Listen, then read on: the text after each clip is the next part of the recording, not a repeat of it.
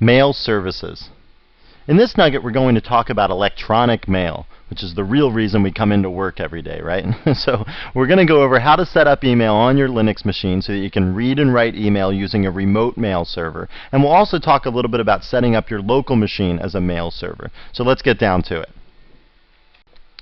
Well, let's just start by talking about some acronyms that are common for describing the electronic mail process, just to make sure that we're all on the same page here. Okay, so the first thing here is the MTA, or the Mail Transfer Agent. This is the piece of the mail system that's responsible for transferring the mail from one system to another. Okay, the common mail transfer agents that are out there are things like SendMail. Okay, this is probably the oldest and most common mail transfer agent out there. POP is another one. Okay, IMAP, maybe you've heard of that. Okay, all of these are mail transfer agents. We're going to talk quite a bit about SendMail and a little bit about POP in this nugget as to what their role is in the whole electronic mail process.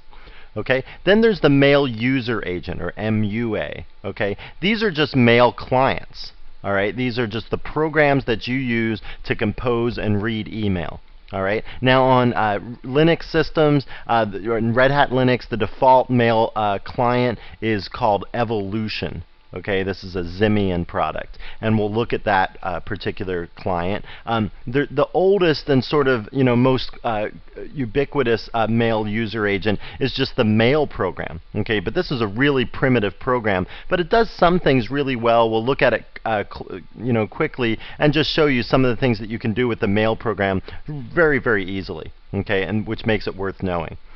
There's other mail clients out there. There's Netscape Mail.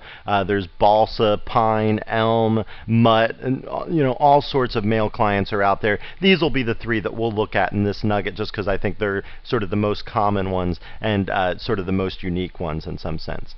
Okay, and then there's the mail delivery agent. Sometimes you'll see this referred to as the LDA, or the local delivery agent. Okay, now I like this name better, local delivery agent, because it gets across the point of what this part of the mail system is doing. This part of the mail system is not responsible for sending mail between systems. It's only responsible for moving it around sort of on the local system.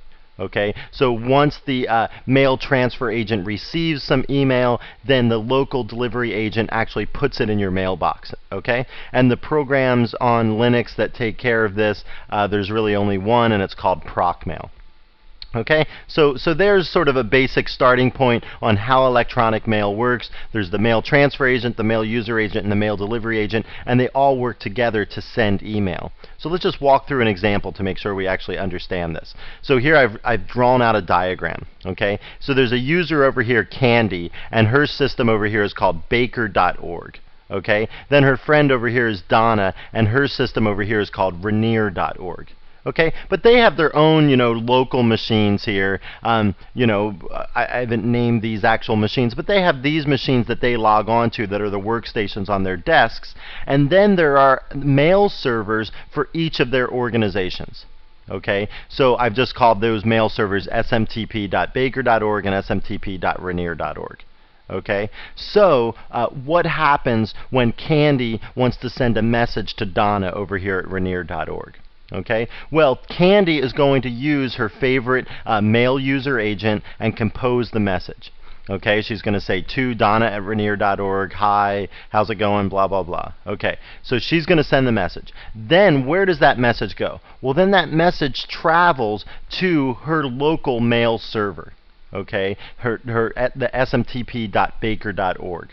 Okay, now the mail transfer agent, okay, on baker.org is now responsible for this email message. Okay, so the mail message here is now queued.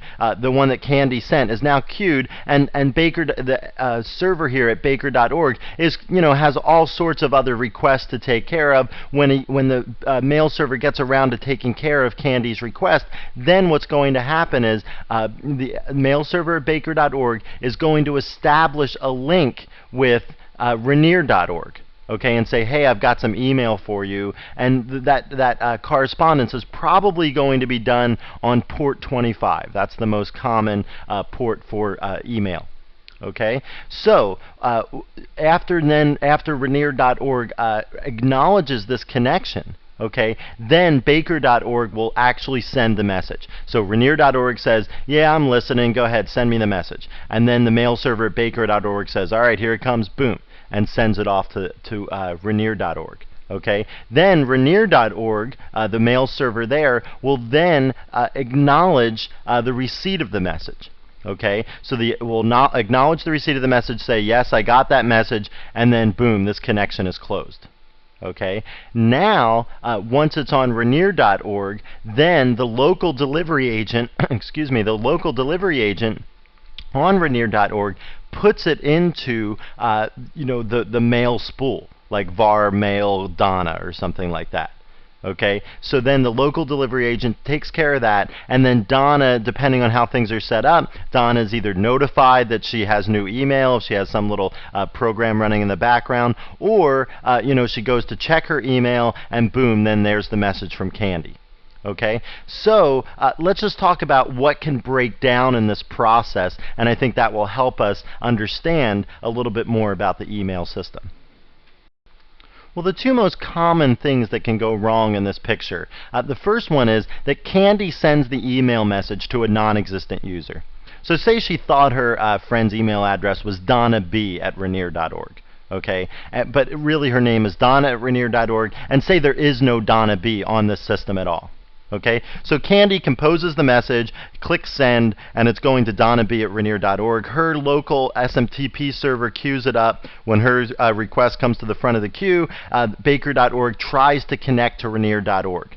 But instead of Rainier.org taking that message and then acknowledging the receipt of it, okay, instead of that happening, what's going to happen is Rainier.org is going to reject the message and say, sorry, there is no Donna B on my system, and just, Rainier.org is going to close the connection, and now Baker.org has the message, okay? Now it's up to Baker.org what to do with it. Depending on how it's configured, it could do any number of things. It could just completely discard it and go on about its business. More typically what it does is it composes an email message of itself to Candy and says, hey, this user Donna B @rainier.org doesn't exist, blah, blah, blah. Okay, so that's one possibility. All right. Another possibility of what could go wrong in this picture is that, just say this mail server smtp.rainier.org is down. Say it's down for maintenance, or because the network that it's connected to is down, or something like that. Okay, well then Candy is over here, she's composing her email message, she clicks sends, it goes out to her mail server, then her mail server says, okay, I need to establish the connection with Rainier.org. It tries to establish the connection, but Rainier.org is down, so it can't do it. So then it waits some amount of time, tries to establish the connection again, can't do it. Waits some amount of time, tries to establish the connection again, can't do it. After some number of attempts, or after some time period, depending on how it's configured, then Baker.org is going to write an email back to Candy and say, sorry, Rainier.org is down, you're going to have to try this again later. Okay. The other possibility is that Baker.org tries, and fails, and then eventually gets through. Okay, well then what it can do, then Rainier.org says, all right, send me the message, it acknowledges the request, closes the connection, and now Rainier.org has the message, and the local delivery agent delivers it to Donna's mailbox. Okay, so those are the two most common things that can happen. Either you're sending to some non-existent user, or some mail server along the path is broken, okay, and is not working. All right, and so you can see from this picture that these computers that Candy and Donna log on to don't need to be on all the time for this system to function properly. These computers should be on all the time for the system to function properly. So when Candy sends the message, it goes right to her mail server. She can turn off her computer then, right? And then maybe the mail server tries, gets through, then it's delivered to Donna's local mailbox. Maybe this computer is off. Then Donna logs into her computer later on, and then pulls the mail off of the mail server with like POP or something like that, and then she can read her email. Okay, so the mail servers that are actually out there dealing with transferring from one system to another, those particular servers should be on all the time, but your local workstations don't have to be on all the time. Okay, so that's a basic rundown of how electronic mail works, and now let's go out to the Linux screen and look at some of the various clients that are popular with Red Hat Linux. Well, the first email client that I want to look at is called Evolution, and this is a product by Simian. Okay, and you'll see the splash screen come up here. This is the default email program for Red Hat Linux nowadays, and it's a perfectly good email program. What I want to do is just walk you through how I set up Simian to be my mail program for what I think is a pretty typical situation. Okay, I'm not running an SMTP server on my particular computer because I'm only hooked up to the internet when I have my computer on, okay? And it's a dynamic connection to my ISP. All right. What I think is the more typical situation, instead of running an SMTP server on your own machine, you're actually using someone else's mail server, okay, your ISP's mail server, namely. All right. And then you're going to send and receive email through that mail server, just like the picture that I showed you, the diagram that I showed you when Candy was sending to Donna. They had their own local machines, but those machines didn't always have to be on, but the mail servers that they used did have to be on, okay? And that's the more typical situation, I think. We'll also talk later in this nugget about setting up an SMTP server on your own machine in case you do have a full-on connection to the internet that's on all the time, and we'll talk about how to set that up. But let's just first talk about how to configure clients to use mail servers that are remote, that are on some other machine. Okay, so let's go under Tools and let's go to Mail Settings here. And I've already set up my account. Okay, but I'm just going to walk you through what I did to get it set up, then we'll see how to actually use the account in a couple seconds here. Okay, so this is highlighted, so I'm just going to click Edit, and this is brings up the Evolution Account Editor. Okay, so this first screen is just kind of like fluff. Okay, it's the name that I give my account, Perry Fasano, my full name, my email address. I can give my organization, my SIG file, that sort of stuff. Okay, so then each of these tabs has meaning that we want to look at. So let's look at receiving mail first. Okay, so when I'm receiving mail, the server type that I picked was POP. Okay, now all of the things that are set in here, they're not set out of magic or anything else. I'm just following the instructions that my ISP gave me, and they said when you're receiving mail, use the POP protocol. Okay, so under this box, I could have chose POP, IMAP, a mail directory format for mail directories, local delivery. I'm not choosing any of those. Okay, I'm choosing POP. If I did have an SMTP server set up on this machine, actually, then I would use local delivery as the way to receive my mail. But I'm not. I'm using this remote connection, so I'm choosing POP. Okay, what's the host name? Well, the host name, again, they gave it to me, mail.fasano.net. Okay, what's the username? Well, my actual email address is perry@fasano.net. But again, my ISP told me the username that you should use is perry%fasano.net for your account. Okay, so again, this isn't any special magic thing. You shouldn't try this, if something's not working. This is just, again, exactly what my ISP told me to write as my username. Okay, the authentication type here, okay, is password. Okay, and that is required, again, by my ISP that I type a password in to receive email off of the server. Okay, let's go under receiving options. Okay, you can have it automatically check for mail, and you can also choose to leave messages on the server. Okay, so I don't have this box checked, but I do have this one checked to leave messages on the server because I like it, because if you pop messages off the server and you don't have this box checked, then they're gone from the server. And then the only place they are is on this particular machine. I like that one central storage location for my email messages, so no matter where I check email from, I will be able to access all of my mail messages that I've ever gotten it. Okay, so that's why I choose to leave messages on the server. And one last one that I want to look at here is sending mail. Okay, now this one, again, my ISP told me the server type is an SMTP server. The other choice here is send mail. Okay, but I'm going to leave it at SMTP. The server configuration, the host name is mail.fasano.net, and they told me that the server is going to require authentication. Okay, so I checked that box. Now, one of the nice things from Simian, now when you check this, if this box is unchecked, all this stuff grays out. Okay, so when you check this box, then you have to fill in all of these fields as well. Okay, now the authentication type, there's all these different authentication types. Okay, it's on CRAM MD5 right now.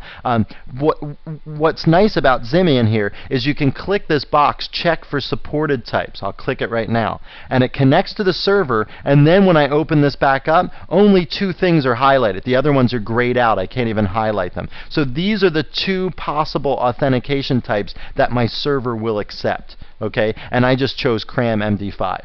Now what's CRAM MD5? Well, the way that this works is that what's going to happen is I'm on my local machine and I'm saying, okay, I want to send this email out using mail.fasano.net. Okay, well, it's going to require authentication. All right, so how does this authentication work? Well, the way that CRAM MD5 works is that I tell my local machine here tells mail.fasano.net and says, hey, Perry wants to send some email. Okay, then the server, the mail server, mail.fasano.net says, okay, Perry wants to send some email. Here's Perry's encrypted password. So mail.fasano.net is going to send my encrypted password back to this machine. Okay, then this local machine here is going to say, okay, now I've got Perry's encrypted password. It's going to prompt me for my password. So I'll type my password into some box, and then the local machine here will encrypt that password that I typed in. It will then compare the encrypted password that I typed in to the encrypted password that mail.fasano.net sent back to me. Okay, and if those 2 comparisons, if those 2 encrypted passwords match up, then the local machine will say, yes, I've got a match. That what Perry did type in the correct password, and then my email message will be allowed to be sent.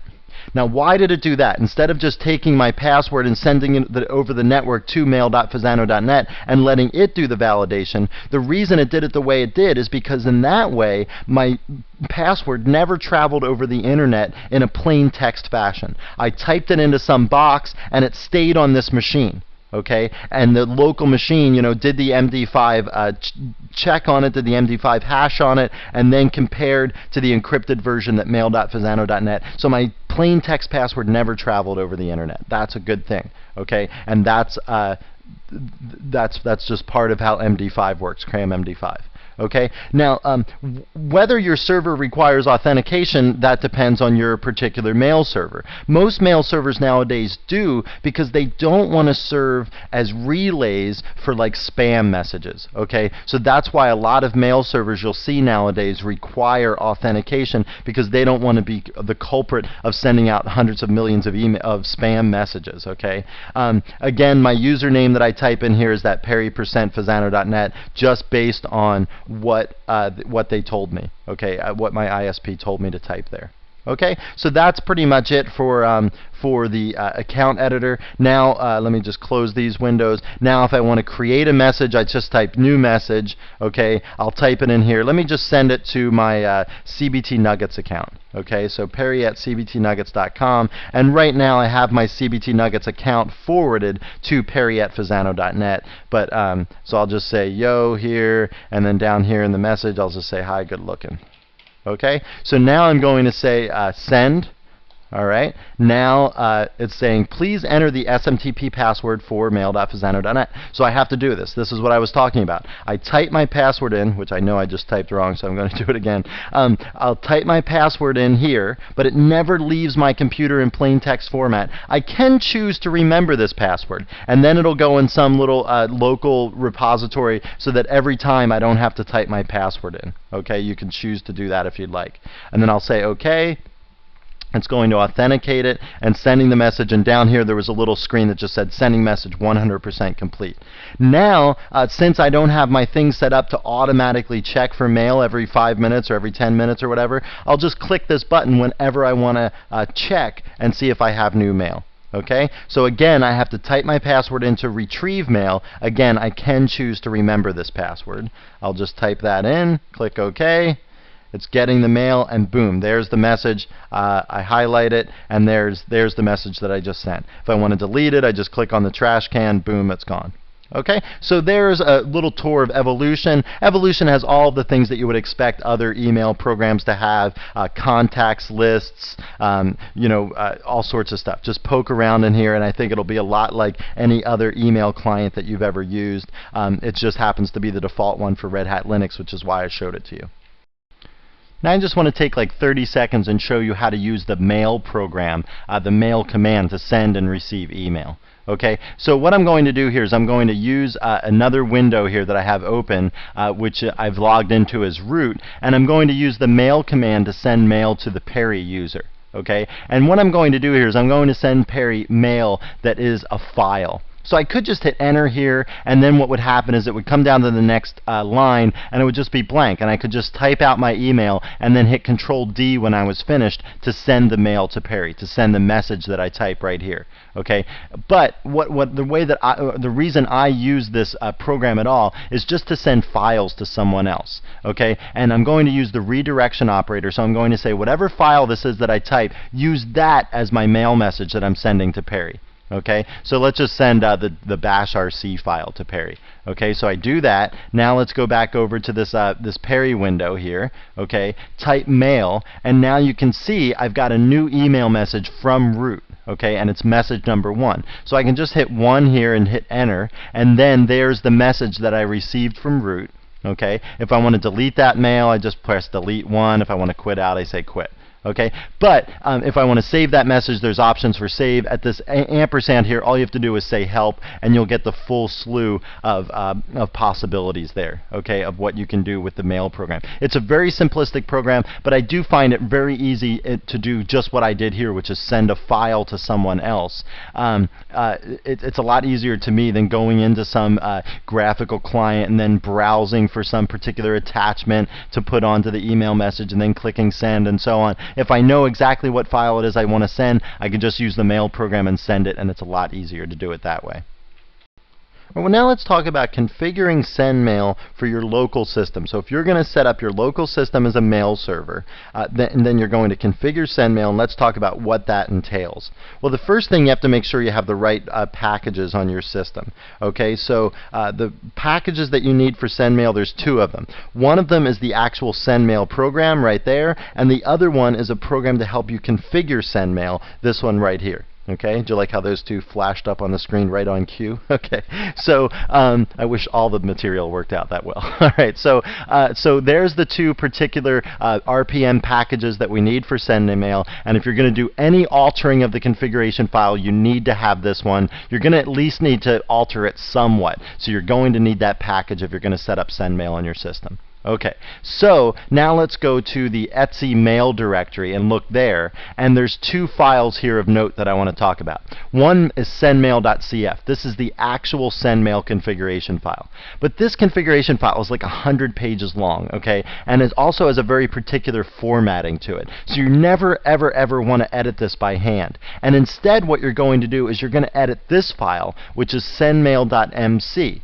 Now this file is a macro, and then what we're going to do is alter this file, which is only like 100 lines long or something, run the macro on it, and that's going to create a new sendmail.configuration file.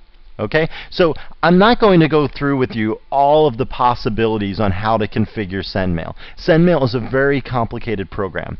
There's books on SendMail that are like 1,200 pages long that talk about all the various things that you can do with SendMail. Okay, we're not going to go into it in that great of detail. All right, what I want to do though is open up in the editor sendmail.mc to give you an idea of what this file is. Okay, and basically what you're going to do is you're going to have some reference or some resource that's going to tell you what to be changing in this particular file so that you can configure SendMail the way you want. Either you've got some manual open, and I'm going to show you where Red Hat has their manual on SendMail and their discussion of how to configure SendMail. You can search in Google for other people's SendMail configurations, that sort of thing. Okay, so you're going to be following some book or some manual or something like that to configure SendMail, and then you're going to be looking for some particular lines in there to do something with. Say we want to mess with these lines right here, Q warn and Q return. Okay, so what these are is these have to do with that situation that I was talking about early in this nugget about Baker, the mail server on Baker, was trying to send to the mail server on Rainier, okay? And the mail servers on Rainier was down, okay? And so what did Baker do? Well, it had some amount of time to keep resending the message and so on. Well, here's where these things are set. So here it says, after 4 hours, warn the sender of the message that there's a problem. Okay, so if it doesn't go through after 4 hours, I would get an email back that says, hey, mail server Rainier is down. I can't send this. I'm going to keep trying. I'll let you know if I give up. Okay, and then here the return aspect is 5 days. So if it can't do it after 5 days, then you'll actually get the mail back, and then because the mail server's given up because it's tried for 5 days straight. Okay. Now, if you were going to change these, one of the things you would do is you would take out the DNL here at the front. The DNL just says delete till a new line. So basically, it's like a comment. Okay, that's part of the macro here. Okay, so you would take out the first DNL, you would change these numbers from 4 hours to say 1 hour, and from 5 days to 3 days, or however you wanted to change those numbers. Okay, then you would save this file. I'm not going to actually mess with this file, but what you would do is you would hit Control-X, Control-S, or Control-X, Control-C and say that you want to save it. And then once you've made the changes to the macro file, what you would do is first you would back up the old configuration file. Okay, you would copy sendmail.cf to sendmail.backup.cf or cf.backup or however you want to name it. Okay, and so that's the first thing you would do is back up that particular file. And then what you would do is you would use the M4, which actually runs the macro, and you would say /etsy/mail. Let me have to complete this field here. Etsy mail, and then you'd say sendmail.mc. And then you'd say pipe the output of that into Etsy mail sendmail.cf. Okay, so once you've made the backup of the file and you've changed the macro file, then you run this M4 command just like this, and then that's going to look through the macro and create a brand new configuration file based on the changes you made in the macro. Okay, so that's the basic way that this works. Okay, now there's this website that I just want to show you. Red Hat has a website here, obviously, for configuring SendMail. So this is in the corporate environment. If you back up here, that will be for the home user environment. This is for the ISP environment. So these various links will help you configure SendMail the way that you want it to. Okay, and there's the web address of where this is, and they're talking about a slightly older version of SendMail in this manual, but just a couple minor versions ago. It's still version 8 of SendMail. It's just not the newest version I've noticed, but it should be pretty much the same. Okay, so this is the kind of resource that you would turn to help you configure SendMail. Don't expect to be able to go into the configuration file and just understand what it means. Okay, if there's one configuration file that you should be careful with, it's this one, just because it's so long and unwieldy. All right, so that's how to configure SendMail on your server, on your particular system, to set it up as a mail server. Now let's just wrap up this nugget. All right, well, it's time to wrap up our nugget on electronic mail. We started by talking about how email is sent and received over the internet, and I walked you through that diagram so you could get an idea of what programs and protocols were responsible at which stages of the process as the email went from your computer to some other computer over the internet. Then we talked about configuring and using email clients. I showed you how to configure Evolution for my particular setup. You need to follow your ISP's recommendations and go through all the setup screens for your particular email client. And it's pretty much the same for Evolution as it is for Netscape, as it is for Pine and Mutt and all the other various email clients that are available in Linux. And then we talked a little bit at the end about configuring email servers. Remember to always use that macro to change the configuration file for SendMail. Don't edit the SendMail configuration file by hand. And get some book on SendMail, or look at some of the resources that I pointed you to on the web. Search in Google to find the kinds of configuration file changes that you're going to need to make for your particular server. Well, I hope you found this nugget informative, and thanks again for watching.